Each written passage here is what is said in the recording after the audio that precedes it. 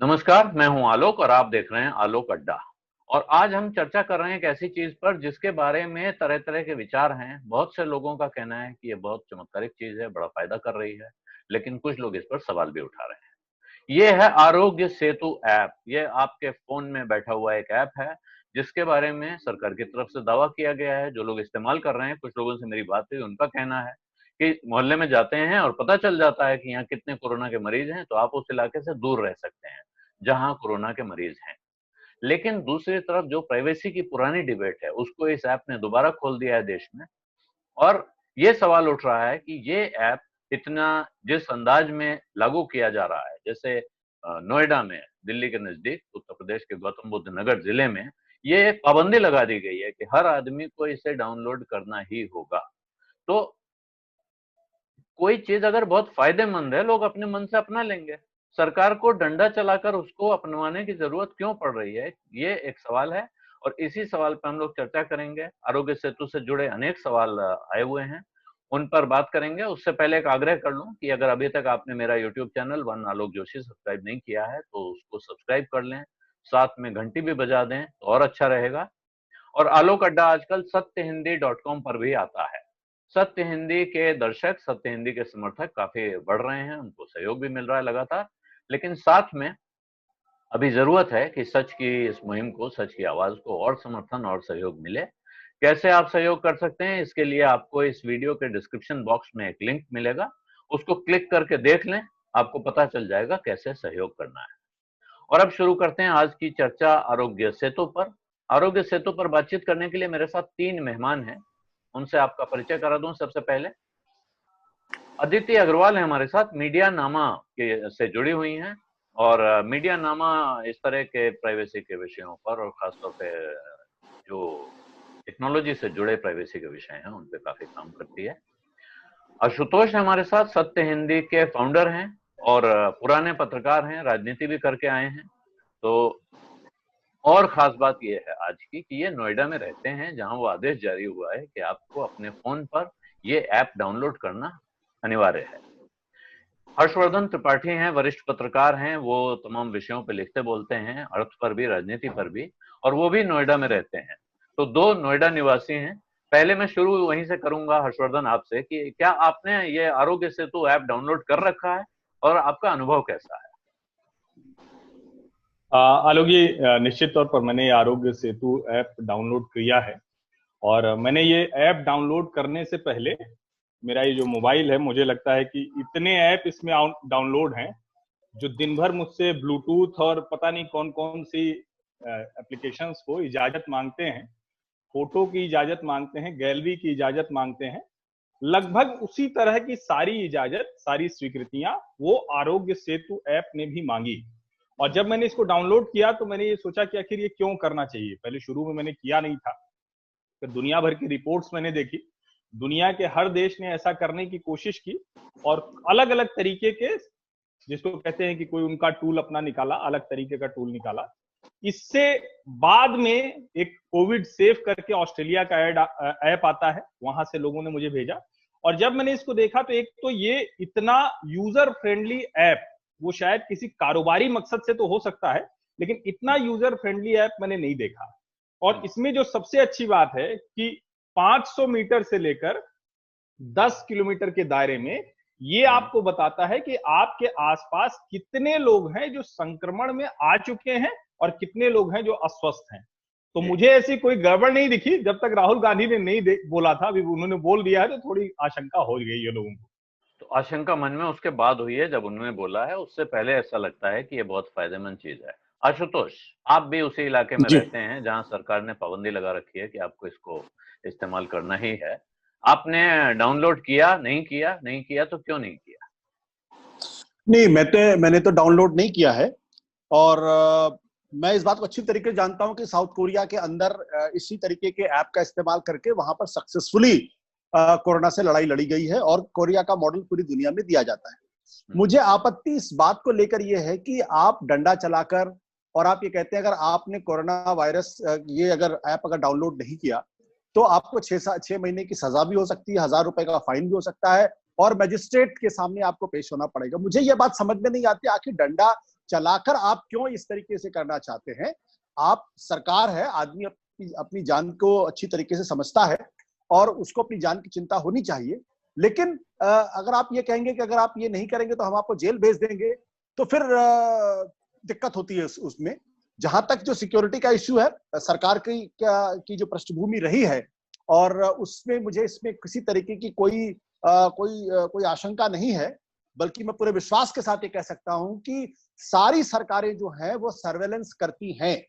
तो अगर कोई एक सरकार को चिन्हित करना मुझे अच्छा नहीं लगता है, लेकिन नरेंद्र मोदी की जो सरकार है वो ज्यादा सर्वेलेंस पे यकीन करती है।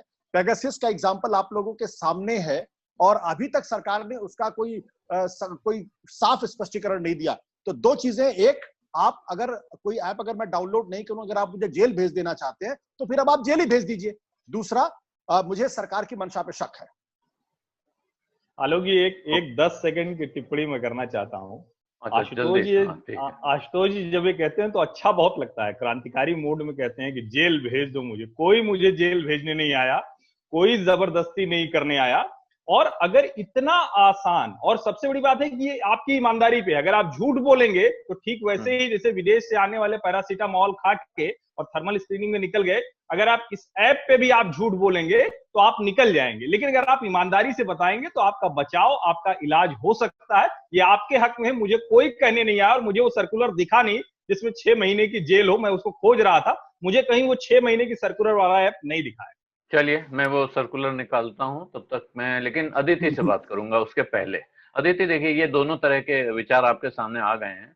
एक विचार ये है कि ये इस तरह का ऐप भारत में बना, साउथ कोरिया का उदाहरण अभी आशुतोष ने दिया, यूनाइटेड किंगडम में भी तैयारी हो रही है, वो भी ऐसे ही कुछ लागू कर रहे हैं।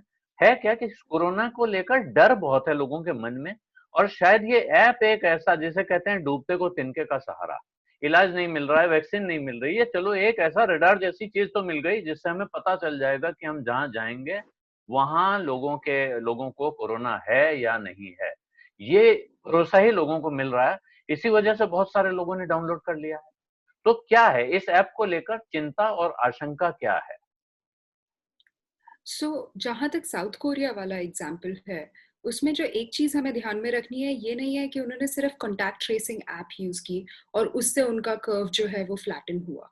उसके साथ उन्होंने बहुत ज्यादा टेस्टिंग की, अपना हेल्थ इंफ्रास्ट्रक्चर अच्छे से यूज करा, और हिस्टोरिकली क्योंकि वो सार्स के साथ डील कर चुके थे, आई थिंक मर्स के साथ भी डील कर चुके थे, तो उनको पता था किस तरह उन्हें डील करना है। तो उनका इसी तरह केरला का भी जब एग्जाम्पल आता है, तो उसमें भी क्योंकि उनका निपा के साथ एक्सपीरियंस हो चुका था, इसलिए उनके पास एक रोबस्ट हेल्थ इंफ्रास्ट्रक्चर ऑलरेडी था कि क्राइसिस सिचुएशन में हम ये करेंगे। केरला में कॉन्टैक्ट ट्रेसिंग ऐप नहीं डाउनलोड की थी।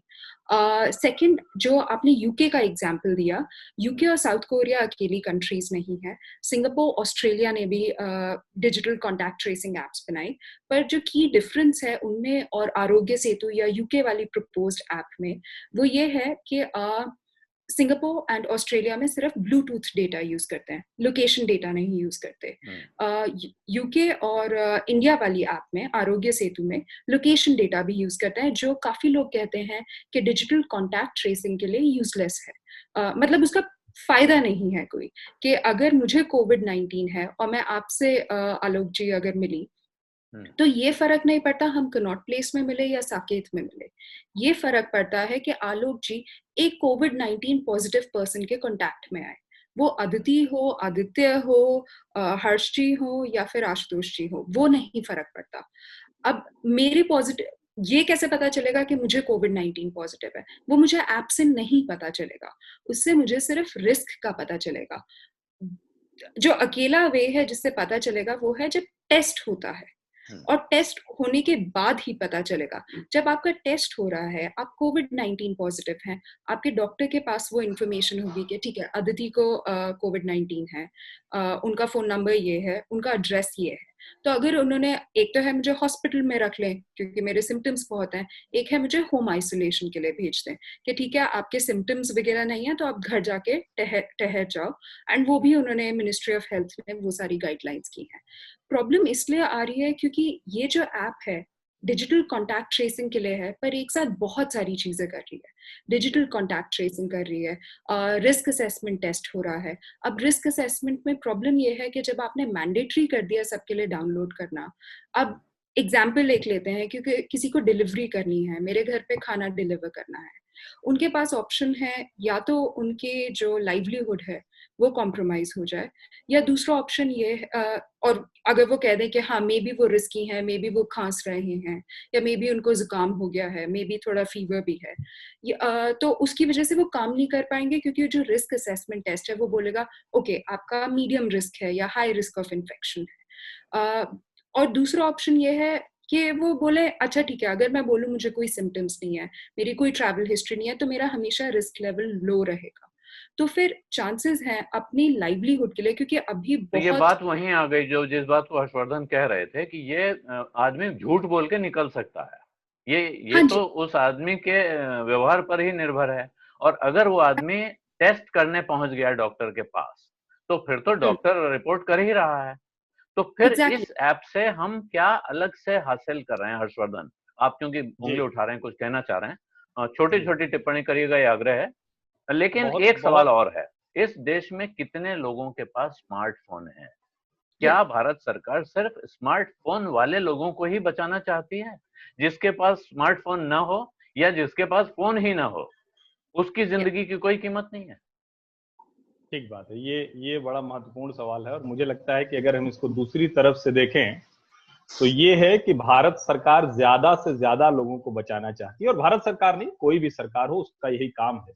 और जब मैं अपने ऐप पर, चूंकि मैं इस बातचीत में जब अभी सवाल सुन रहा था, तो मैं सिर्फ अपना ऐप देख रहा हूँ जो बहुत शानदार ऐप है, और मुझे लगता है कि बिना किसी बहस के, बिना किसी आशंका के इसे डाउनलोड कर लेना चाहिए। 500 मीटर के मेरे दायरे में करीब 4,215 लोग इसका इस्तेमाल कर रहे हैं, और 5 किलोमीटर के दायरे में 2,49,944 लोग कर रहे हैं। और कमाल की बात यह है कि इसमें यह भी कैटेगराइजेशन है कि इतने लोग अस्वस्थ हैं और इतने लोग कोविड-19 से हैं।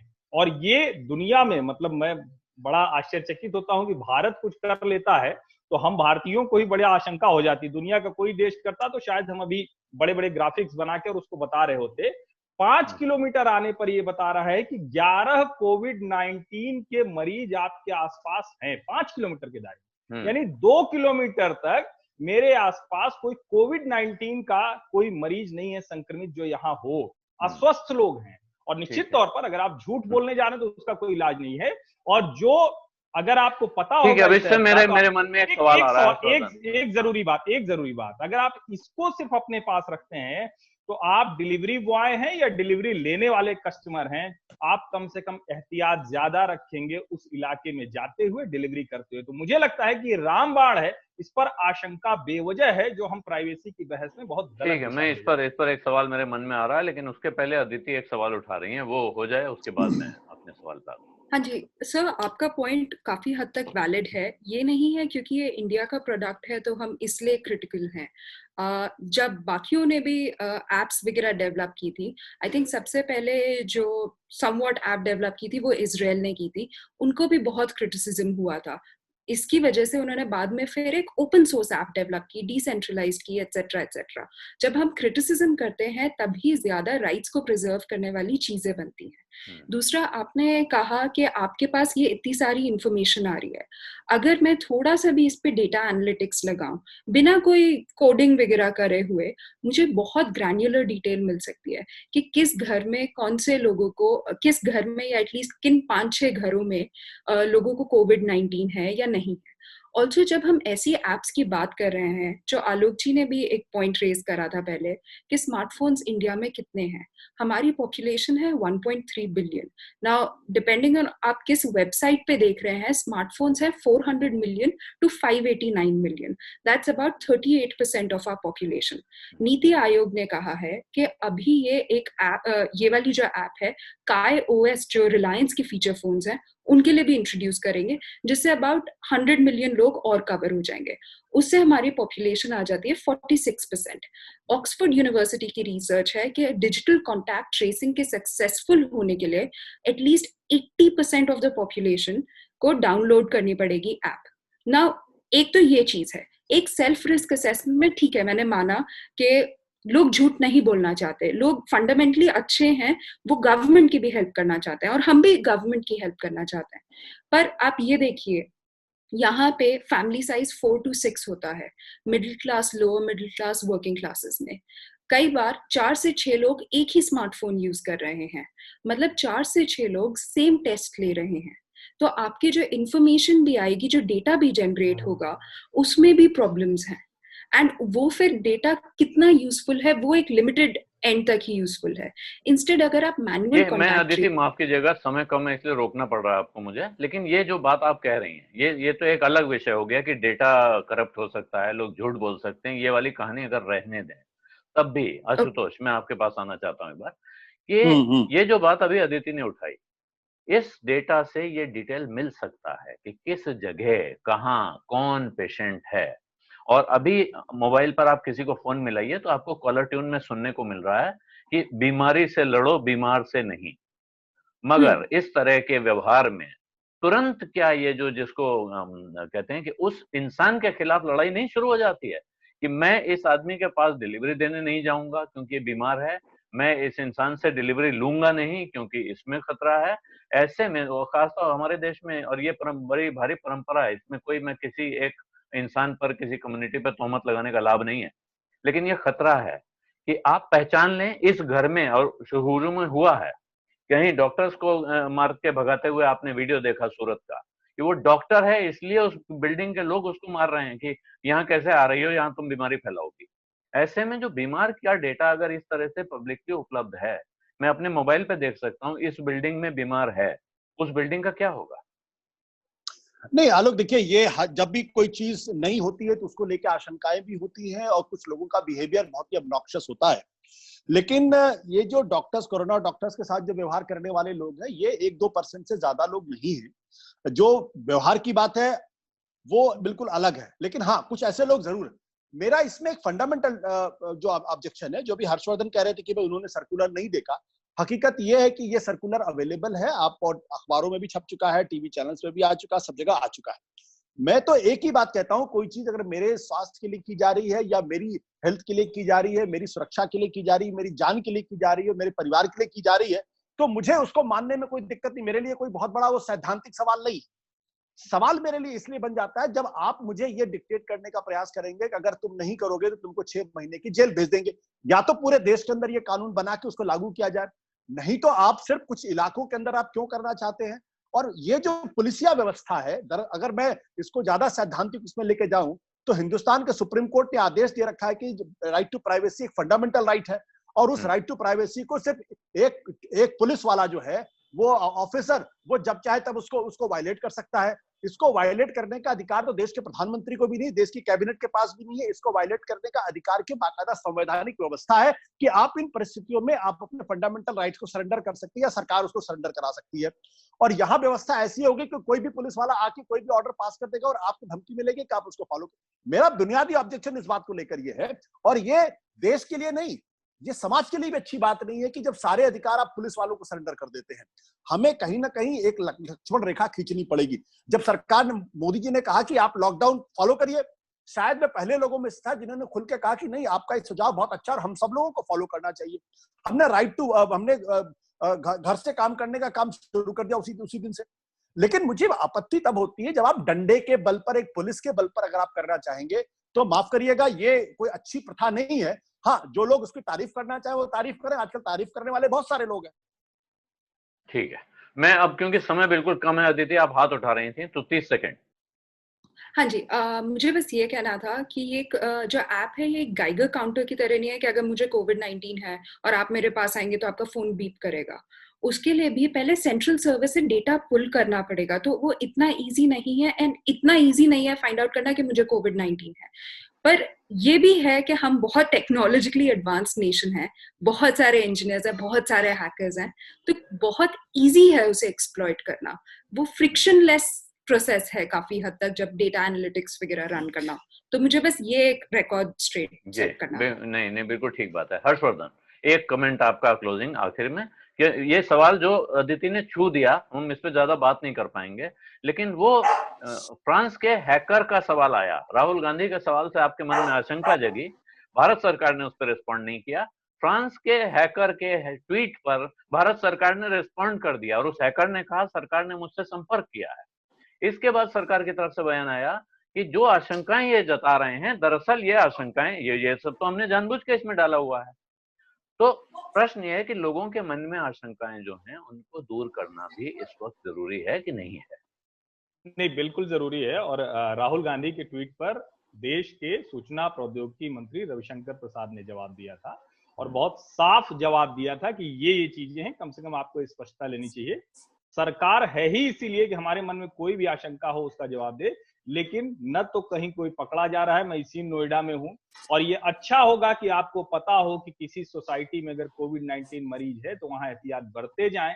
आपकी सुरक्षा के लिए, हमारी सुरक्षा के लिए इससे आसान जरिया दुनिया भी नहीं ढूंढ पाई, हमने ढूंढ लिया, तो उसकी आलोचना करने के बजाय खड़ा होना चाहिए कि इससे आरोग्य सेतु ऐप को हम डाउनलोड करेंगे, गड़बड़ जहां होगी उसके खिलाफ मिलकर लड़ लेंगे, बाद में लड़ लेंगे, अभी तो फिलहाल इतनी बड़ी लड़ाई है महामारी से।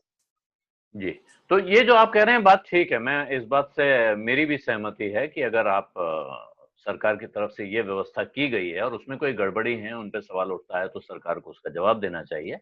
लेकिन इसके साथ ये भी सवाल है कि सरकार की तरफ से इस तरह डंडे के जोर पर चीजें क्यों लागू करने का प्रयास होता है, ये सवाल उठना लाजमी है।